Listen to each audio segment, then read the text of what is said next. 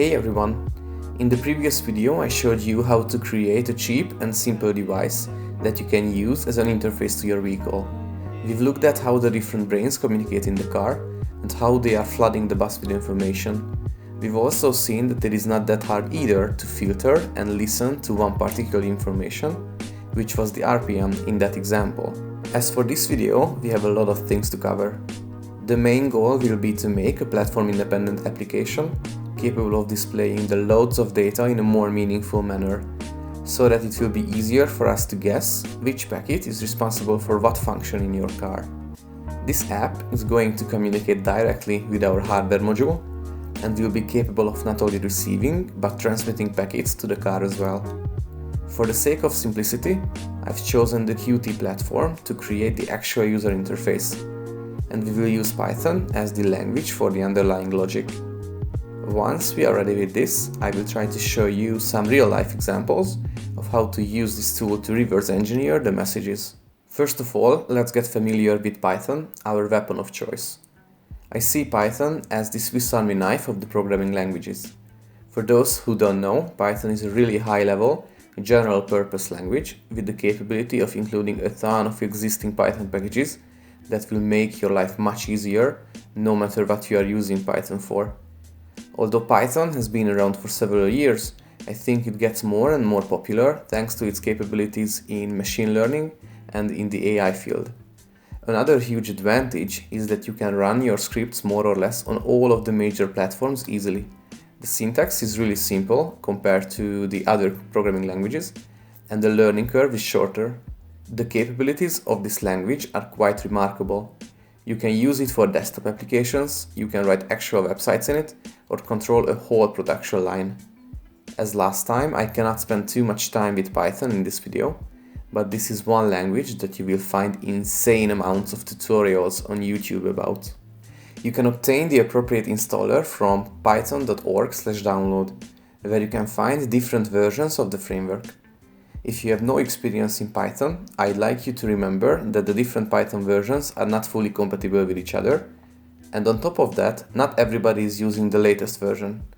So it's fairly possible that you will find a cool library or tool on the internet, and you will be disappointed that you cannot use it with your current version. Just keep in mind that you should treat the different Python versions differently. By the time this video goes live, there will be newer versions already, but I recommend using 3.8.5 to avoid compatibility issues later. As for the IDE, I'm gonna be using the community version of PyCharm, but Visual Studio Code or Sublime would be just as good for the job. Once downloaded and installed, create your first project.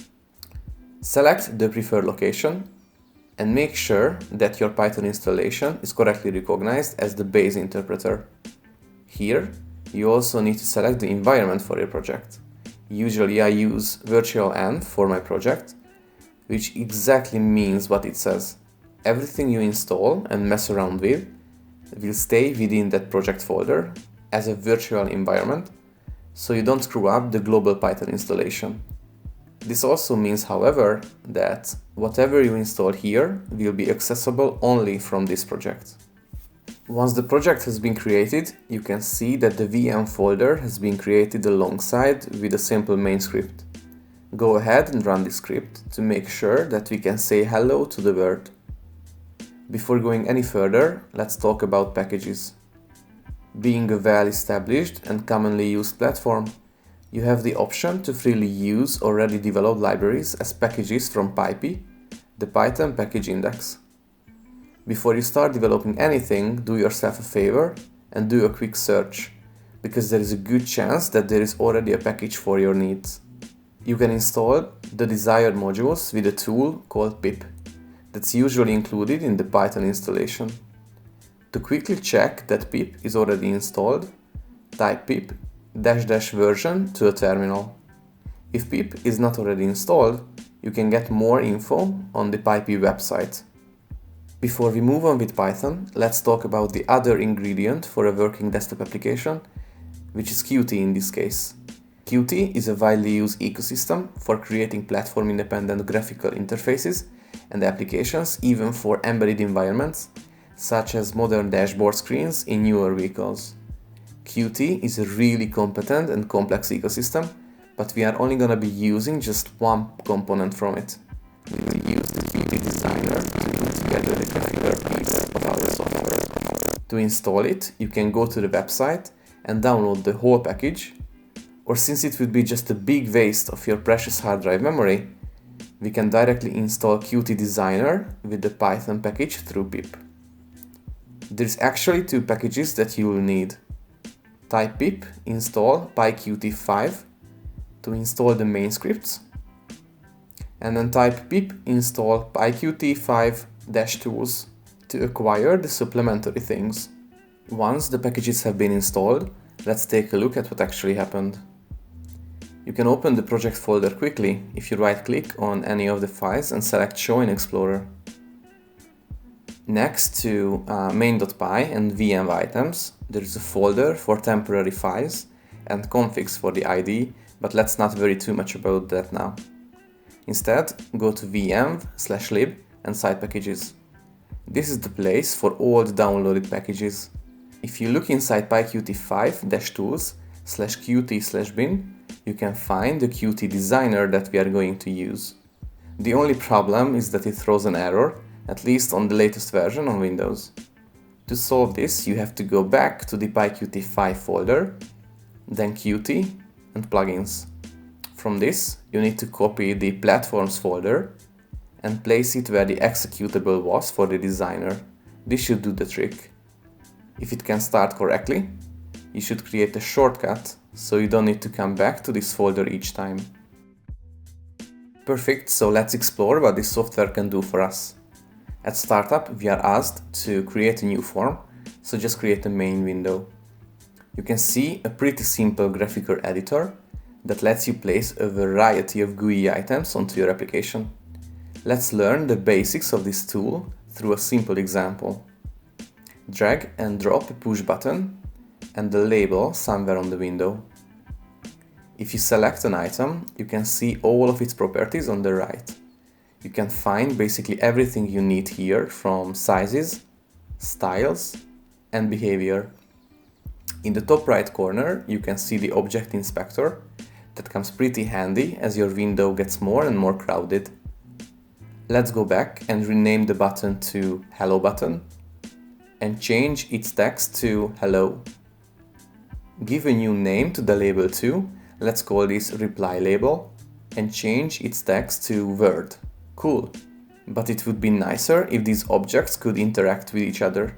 So let's define some actions.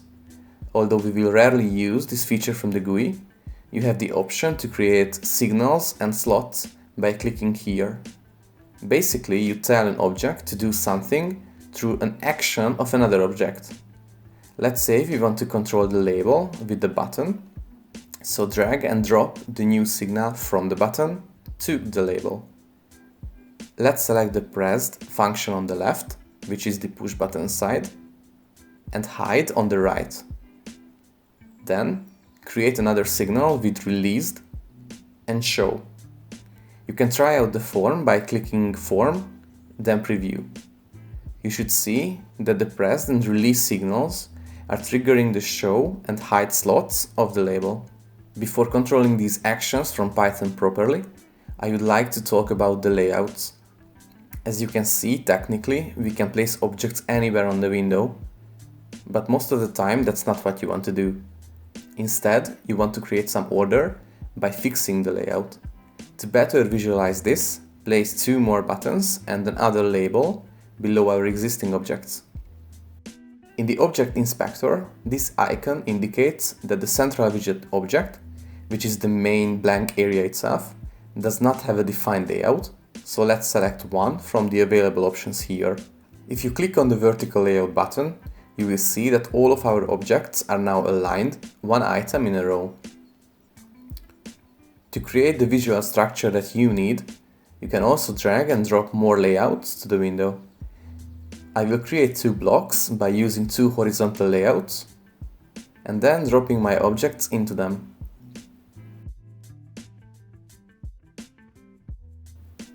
To separate the two blocks, I can even put a line between them. Alternatively, there are other containers that will allow you to further structure your GUI. We will talk about this later for sure. The other cool thing about the layouts is that if you resize the window, they work as you would expect and rescale themselves. There are many ways to control how your app will look like. You can select policies for each object to tell how they should behave when you resize their area, and spacers are also really handy. As the icon suggests, they are basically springs that are squeezing the objects together according to their size policies. As it is probably clear by now, although this editor might look simple at the first glance, your application can get really complex soon, so I highly recommend giving yourself some time to play around with the layouts and learn how to use them efficiently. Believe me, if you don't architect your application carefully at the beginning, it can be a nightmare later to modify even some simpler things. Pretty much the same way if you need to resize a picture in Microsoft Word and suddenly the whole document breaks.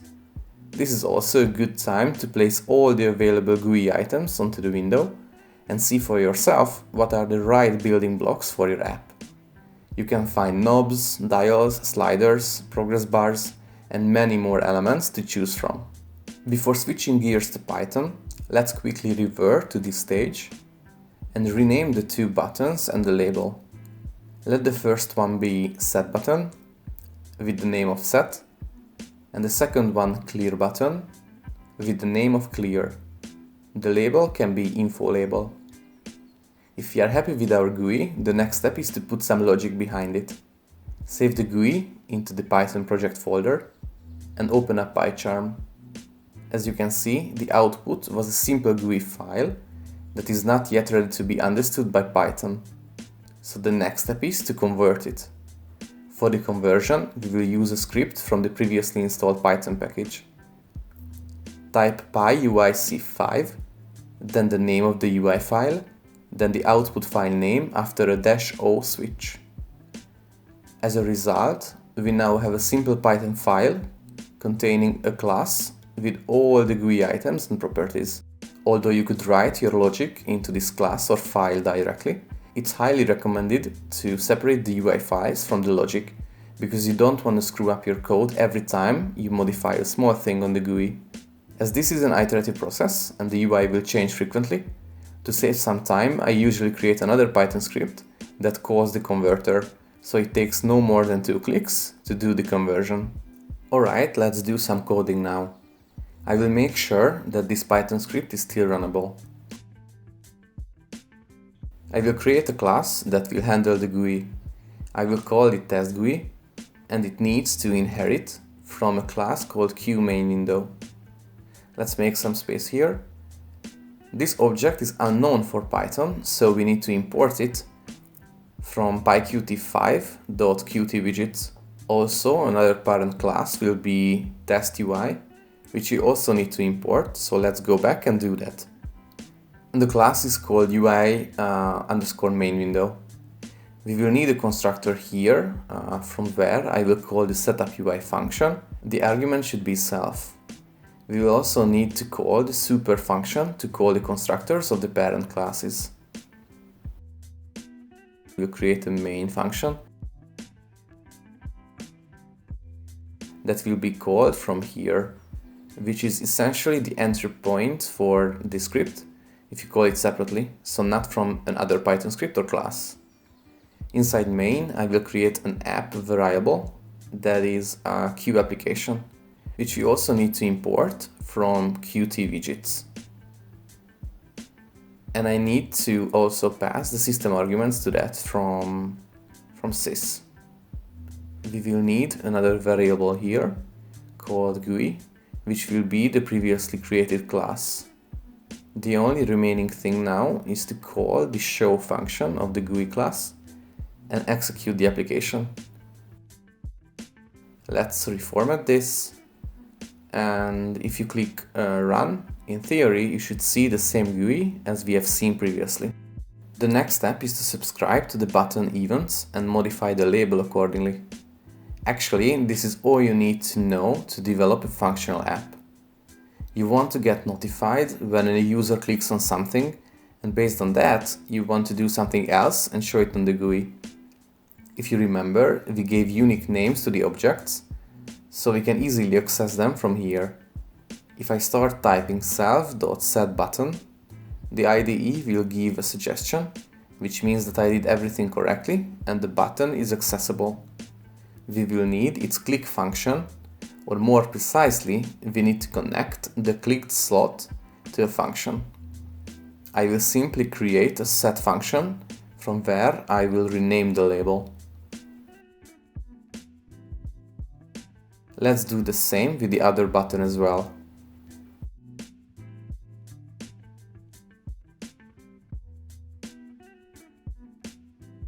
And then try it out to see that we can set and clear the text from that label. As you could see, there are a bunch of other functions and properties that you can call and set for each Qt object. It's pretty hard to remember it all, but if you search for the object name, you will find the detailed documentation on Qt's website. Alright, enough for the introduction, let's get to the real deal. The GitHub repo link can be found down below. I will upload all the components here, but now there are just two projects. One is the Arduino code for the Sniffer hardware that I've explained in the previous video. The other one is the GUI itself. Let's have a look at the Arduino stuff first. This piece of code can do two things. You can set it to a random CAN package generator mode that I've implemented, because this way you don't need a car to test and work on the GUI. You can see the packet format here. Bear in mind that this is definitely not the most efficient way for sending bytes, but it's efficient for now and easy enough to get started. Also easier to debug. If you upload the code, you can check the random packets in the serial monitor. If you send the packet to the device in this format, it will echo it back in this mode. The code is not very complicated. You can understand it yourself, but let me know if you have any questions. It's divided into bigger blocks, and the setup and main functions can be found at the bottom. Cool, but the other mode is more interesting. For normal operation, you need to set the random CAN define to 0 and set the CAN speed according to your vehicle. What if this library does not support your weird CAN speeds, like it didn't do for me? You can see the default speeds within the install Arduino library in this folder, in the mcp2515.cpp file. You should look for the CNF mapper, where the first column is the clock frequency of the CAN driver, the second is the available CAN speeds, and the remaining is the driver's register values that have to be set correctly. You might find some calculators for this driver online that can provide you these three actual CNF values right away. But if you really need a special speed, you need to check out the driver's register map in the datasheet and set your parameters manually. The calculators will help you figure out the right speeds and values. I linked a couple of them down below in the description. If you are unsure about the meaning of these parameters, check out my previous video. Anyway, these values worked out for me pretty well, so I've attached my files by the way.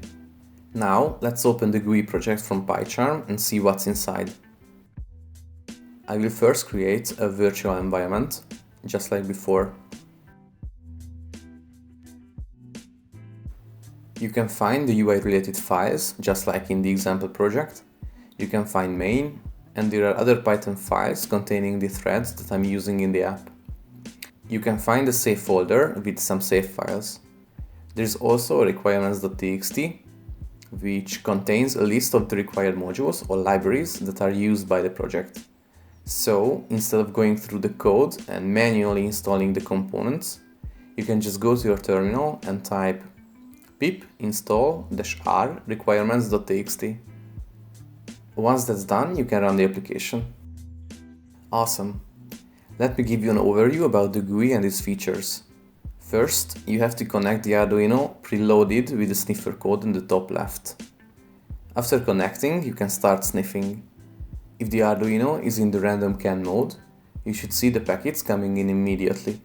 This is exactly what it will look like if you will be in your car. You can select here if you want to see the packets grouped by IDs or not.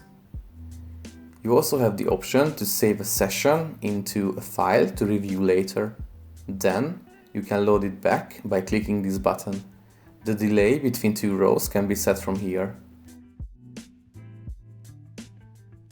You can give a name to IDs that you decoded, so it's much easier to interpret them later. These packets are highlighted with green in the main window. You can see the decoded IDs on the Label Dictionary tab. To make notes for yourself, you can save a specific packet and you can give a name to that so you will remember later. These can be found on the Decoded Messages tab. The most important part of the app, however, is the Filters section. You can highlight the new packets based on the packet IDs. You can also highlight the change in the payload for each packet ID.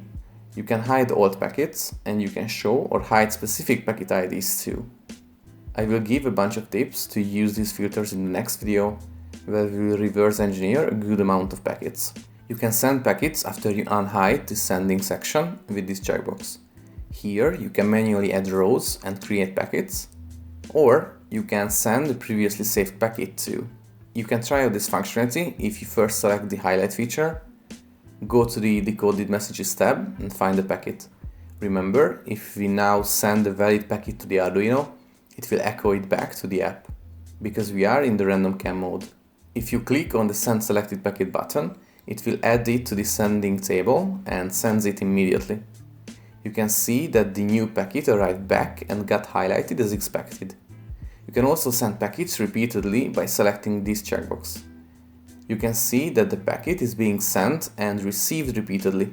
If you are using a low-resolution laptop, you can gain some space by hiding the unused functionalities. You can resize the window from the top left corner. If you check out the code, it's definitely not the cleanest that you have ever seen, but it does the job and it's not terribly long. Let me know if you need any more explanation about it. The only thing that I would highlight now is the main function at the bottom. I found this tip about the except hook redirection somewhere online, and it helped a lot by printing the runtime errors better.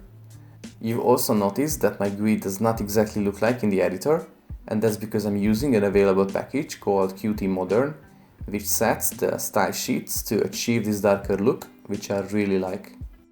Thank you so much for watching and getting this far in the video. I'm aware that a lot of you have been waiting for this for a long time, but I have very limited time to work on this project, unfortunately, so my apologies. I will try to release the next ones faster. The following one will be a hands-on guide where I will show you some actual examples of how I reverse engineer the multimedia buttons, or how did I manage to put the headlights into testing mode. All of that with the explained Sniffer application. Stay tuned and see you soon.